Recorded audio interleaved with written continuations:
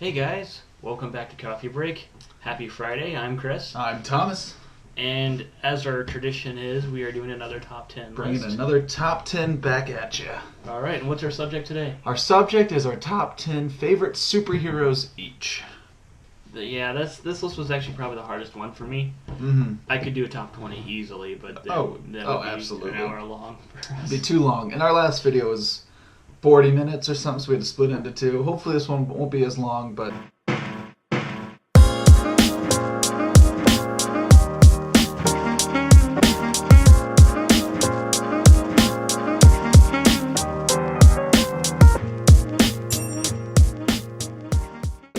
Once again, we're both nerds. We love talking about this stuff, so it could be, it could be lengthy. Well, we'll get right into it so we don't have another 40-minute video. Well, you went first last time. Yeah, so it's your I'll turn. go ahead and go first this time. I'm starting number 10, probably the most obscure on my list.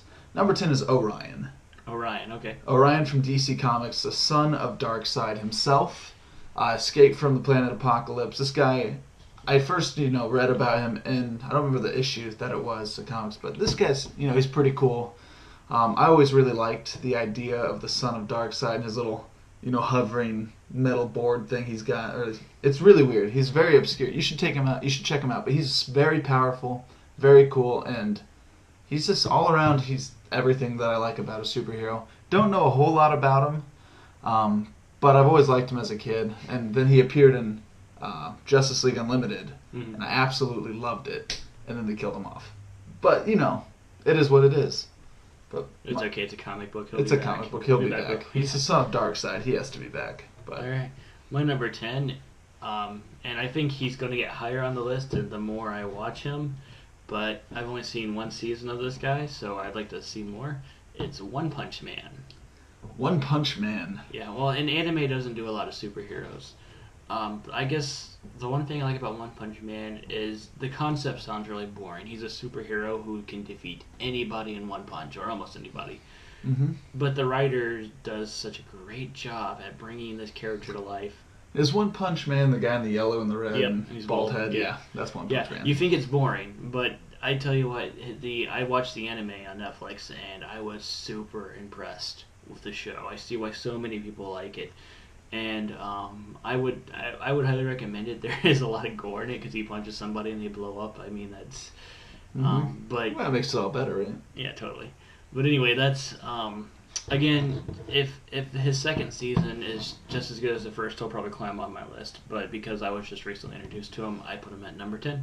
Awesome. Well, number 9 for me is Mr. Star-Lord himself from the Guardians of the Galaxy. Now, I was tempted. I had a tough time picking for this number 9 spot of whether I wanted it to be Star-Lord or Starhawk from the original Guardians of the Galaxy, and I believe it's Starhawk. If I'm wrong, No Groot. Might be wrong. No Groot. Yeah, Groot's not in there, but Star-Lord. Sad. Basically, he's like a Tony Stark in space without the money. So I love his character. Clumsy. Very clumsy. I love his attitude, his character, everything about him, and then his chemistry with the team and how he leads the team. Which we did a Guardians of the Galaxy 1 and 2 movie review a couple weeks ago, and you can see what we really like about him there. You should watch that. But ultimately, Chris Pratt was the perfect choice for him, but I don't just like him in the movies. I've liked him in the comics. I've always loved the character of Star-Lord, and then seeing how he's grown and been developed into the character he is now, I absolutely love it. And, in a big multiverse and, space, he represents Earth, and he does a pretty good job of it. So, number 9 for me is Star-Lord. Star-Lord almost made the cut for me, but unfortunately he was not on my list. He's not on my list. Number 9 for me is The Confession and Altar Boy. I knew there'd be more obscure ones with you. This is from a comic series called Astro City, Mm-hmm. and I really, really enjoy this series. It's been a while since I've read it. I'm actually going to go back and start rebuying the graphic novels so I can enjoy them. How to describe these guys? It's hard to explain because there's a lot of spoilers, because there's a lot of good twists. The Confession is essentially Batman, except he's a Catholic superhero, and the Altar Boy is his sidekick. Mm-hmm. And he's a detective like Batman, but he's training Ultra Boy, and I really like the story and the chemistry between the two. I won't say too much about him because I don't want to ruin the story. But if you can buy that's Astro City: The Confession is a graphic novel. I highly recommend reading that one. So my number 9 is The Confession. All right, my number 8. I want to be very specific. Is Green Arrow, but not from the Arrowverse. Like the original Green Arrow from the comics is my number 8. He's funny. He's witty. His relationship with Black Canary, how he goes against his enemies, how he's got his little quips and his one-liners. Absolutely love it. And also, he's a regular human being. He's wealthy. So he's got some similarities to Batman there. But he's just so funny. And I've really started, I've always enjoyed Green Arrow. And then he was like the very first character in Justice League Unlimited that they introduced in the first episode. So that was a cool way to start. And then if you guys played Injustice 1 and 2, Green Arrow is easily the funniest character in the game. And it's just, I've always loved this character, Green Arrow, and all the funny remarks about how he's like Robin Hood and everything like that. I've always enjoyed reading him because he's always making me laugh. And then he's also always the heart and soul. And you basically can always know that he's going to be good. Or he sides with the right side. I would love to see in the Arrow TV show him wearing that Robin Hood hat like he does in some of the comics. That'd be fantastic. It takes a real man to pull that off. Mm-hmm. I want to see the yellow goatee. I want to see the green Robin Hood hat. I want to see the bright green suit, not the Batman ripped off Arrowverse. Which, I mean, the Arrows, there's a lot of good about it, but it's getting to the point where I've lost interest in it. But some of you diehard fans would probably crucify me for that. All right. But he's my number 9 or 8. My number 8 is a superhero I'm waiting to see a movie of or a TV adaptation. I would love to see either. Is Static Shock. Absolutely. I was introduced to Static from the TV show back in early 2000s, and I really enjoyed it. And that's pretty much all I know about him is from that TV show. Mm-hmm. But he was fun. He was a teenager who had a lot of fun with his powers. He wasn't all this dark. He could be serious, but he was not dark and serious. Yeah. And I like how he would smart off to his bad guys as he'd fight them, and he had really cool powers. I mean, I would love to have his powers. Oh yeah, absolutely. And what's cool is they hinted him growing because they kind of fast forward into the future in one of the episodes, and he's so much more powerful. So you know that he's just going to keep getting more and more powerful. So my number 8 is Static Shock. That's a good pick. Down to number 7 is Aquaman for me. Is Aquaman himself. Now, a lot of people give Aquaman, a lot of crap for the powers that they think is all he has, and that's talking to fish and being able to breathe underwater, and that's not the case. Aquaman is really growing in the past couple of years with respect and power. The speed he can travel underwater is like 7 million miles per hour, something ridiculous is that like an exact that. Number? Not exact number.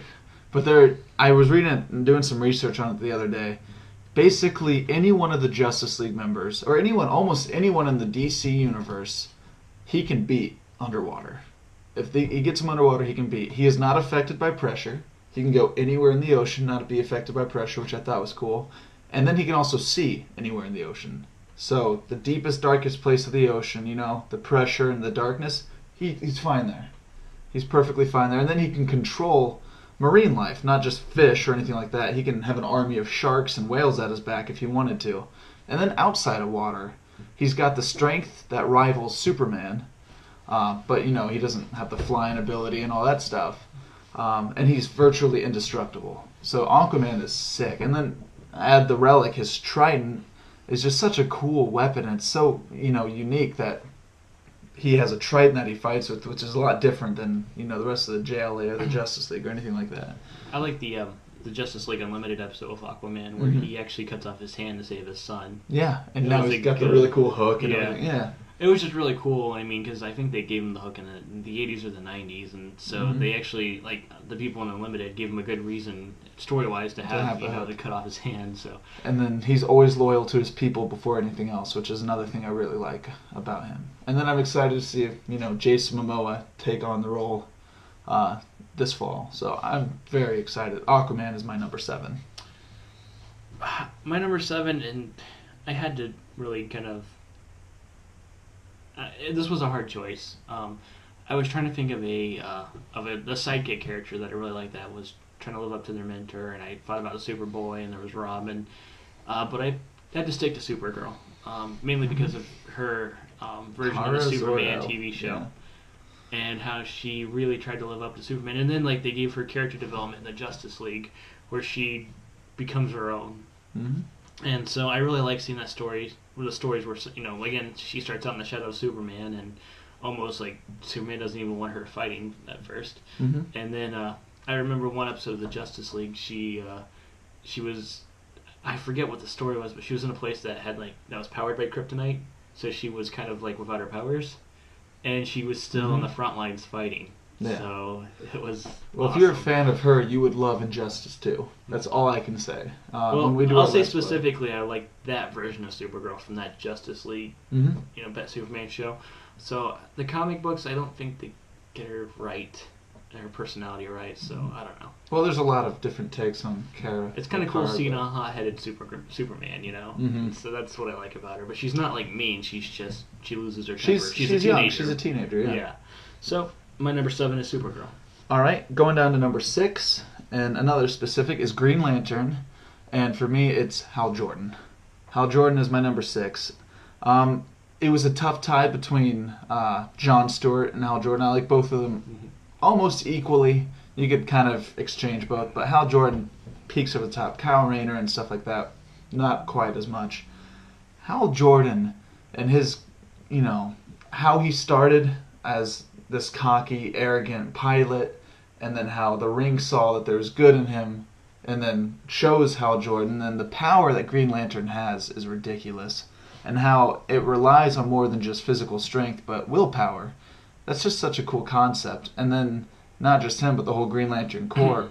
It's just, I've always loved that world, and how you've got the different rings and the different, emotions and stuff like that. You got fear and you have love and compassion. But Hal Jordan, I absolutely love. Now, the Ryan Reynolds take on him wasn't very well accepted by anyone.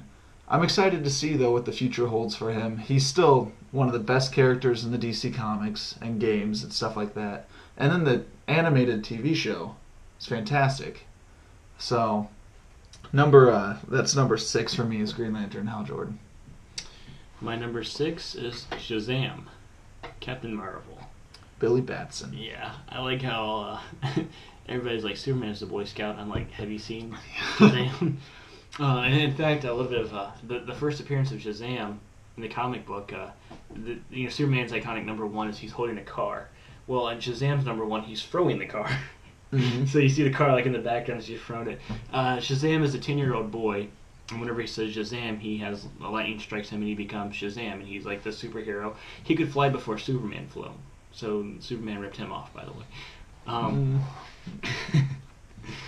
Anyway, fair.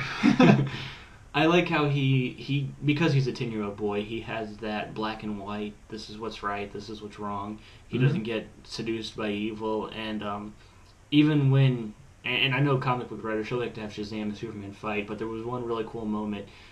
They've done this in comics and in the TV show, where Shazam has Superman in a full, a half Nelson, and he's saying Shazam, and the lightning will strike Superman instead of Shazam. Such a great moment. So Shazam, I think, is the one person in the DCU that could go toe to toe with Superman. And that's not just your opinion. That is the case. He really could. Really, really enjoyed him. I think one of my favorite fight scenes in comics was actually in. Wow, I just had a brain fart. That's okay. While you think about it, Chris's question why I like the New 52 so much, or why I did before Rebirth. Justice League War, the introduction of Shazam was, I absolutely loved it, because they introduced him as a kid who's a fan of Victor Stone, who is Cyborg playing football, and he steals his jersey from him in the locker room. But when he goes to be full-form Shazam, he still has such that kid personality. You can tell. It's this big, muscular man, but he's got the personality of a kid, and it shines through.